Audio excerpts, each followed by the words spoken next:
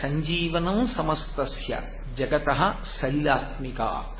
ఆయన ఈ లోకాలన్నీ బ్రతికి ఉండేటట్టు, ఈ లోకములన్నీ సృష్టింపబడేటట్టు, ఈ లోకములన్నీ నిలబడేటట్టు దేని చేత అనుగ్రహిస్తూ ఉంటాడు అంటే ఆయన నీటి రూపంలో ఉండి అనుగ్రహిస్తాడు. అందుకే పరమశివునికి అష్టమూర్తులున్నాయని. ఆ అష్టమూర్తులు 8 రూపాలతో ఉంటాడు.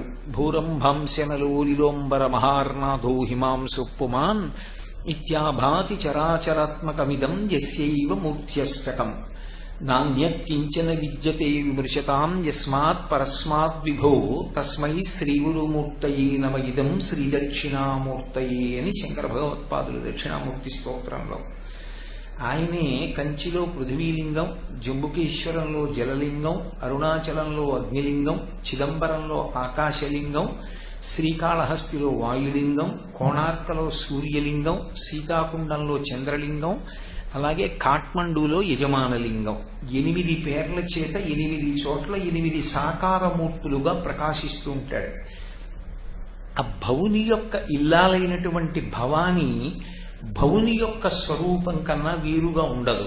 అందుకే అమ్మవారు కూడా నీటి స్వరూపంగానే ఉంటుంది. నీటి స్వరూపంగా ఉన్నప్పుడు నీరు, నీటి యొక్క శక్తి ఇవి రెండు విడివడి ఉండవు, ఒకదానితో ఒకటి కలిసే ఉంటాయి.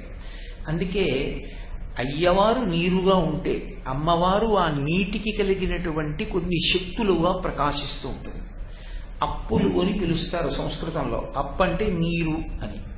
ఆ నీరు చాలా విశేషమైనటువంటి లక్షణాన్ని కలిగి ఉంటుంది. అదే సృష్టికంతటికీ మూలాధారం. నీరే సమస్త భూతములు బ్రతికి ఉండడానికి మూలాధారం. ఆ నీరు లేకపోతే ఏ భూతము కూడా బ్రతకదు. అందుకే